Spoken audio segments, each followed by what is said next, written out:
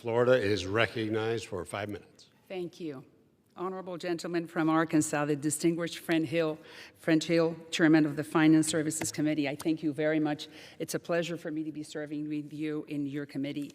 And I'm just going, before I start, before I explain to this body why I'm introducing this resolution.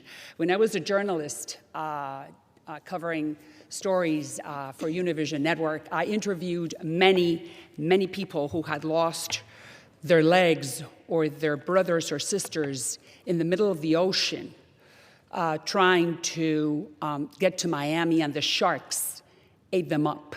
Some of them were eaten up alive, others lost legs, and they made it to Florida. And I was able, as a journalist, to interview them and see the horrors of what they had to go through because they were escaping the paradise called socialism. So I'm just going to start with that, and I'm going to finish maybe with another anecdote. But the reason why we're introducing this resolution is to condemn the horrors of socialism, and I'm presenting just the facts. And I invite my colleagues on the other side to vote to condemn this nefarious ideology. This has nothing to do with political parties. This is not a Democratic issue. This is not a Republican issue.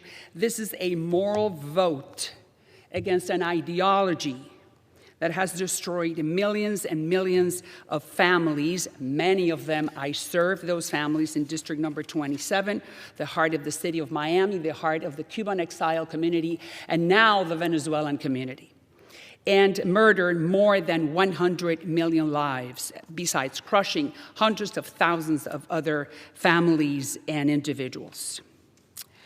Unfortunately, socialism and Marxism crushes the human soul. And it's not just my community in Miami, millions of Cubans who had to flee. And it's the rest of the hemisphere and the rest of the world. Just look at Russia, look at North Korea, look at Iran. And what a coincidence that today President Trump is receiving in the White House the mayor-elect, Mr. Mondani, from the city of New York, or from New York City. And I salute the president for receiving Mr. Mondani because he won fair and square, and that's the way democracy works. But let me just tell you something, knowing very well how Fidel works and how Hugo Chavez works and how socialism works, that I just want to put this into perspective.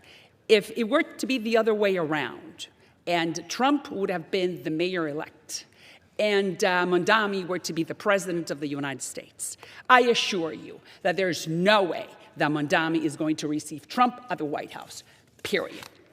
And how do I know that? Because I know exactly how they operate. Democracy is just a tool to get to power, period.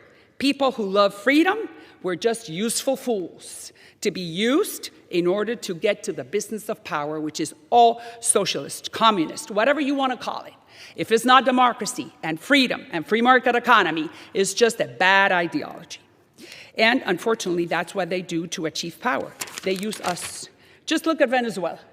Oh my God, Venezuela, it's in the news, right? Everyone is talking about Venezuela. Oh my God, the Caribbean. Well, let me just give you the facts. Maria Corina Machado, who is the legitimate president of Venezuela, who won 80-20 after President Biden gave the opportunity, President Biden gave the opportunity to Maduro to do fair and square election and transparent elections, right? 2 years ago, Maduro signs a document by the name of the Barbados Agreement. And he agrees to the Biden administration and to Juan Gonzalez, who used to be the National Security Advisor at the time for Latin America, that he was going to leave if he did not win the elections. And he signed that document with the Biden administration. And what did he do? He just spit on Biden's face. Because we believed that, oh my God, Biden, look what he's doing. It's good. It's a good idea. Give the opportunity to Maduro to just create and to conduct free and fair and transparent elections with international observers. And he was going to go. Look where he's at now. Maduro is not only the head of the Suns cartel, one of the most important drug trafficking cartels in the world. He was indicted in 2020 by a federal grand jury in this country for being one of the major drug traffickers in the world. Not only that, he is now on the transnational criminal organization. Not only that, he is the head of the Sons cartel. And you tell me, Chairman, if I can... Mr. Speaker, I'd like to yield the gentlewoman an additional minute. The lady from Florida is recognized for 1 minute. So, I mean, as you can see, I can speak until tomorrow about socialism. And the problem is that Venezuela is the perfect example. And the Venezuelans would make fun of the Cubans 25 years ago, saying that it was impossible for that to happen in Venezuela. They had the largest reserves of oil in the world. They were a very strong democracy. They were not an island. It was impossible. They had such a strong economy. And look right now, the average Venezuelan weighs 15 pounds less because of lack of food. And look, the Trump administration has to come and rescue them from what they have turned that country into. So we're at a crossroads in this country. Young Americans, 70% believe that socialism is good.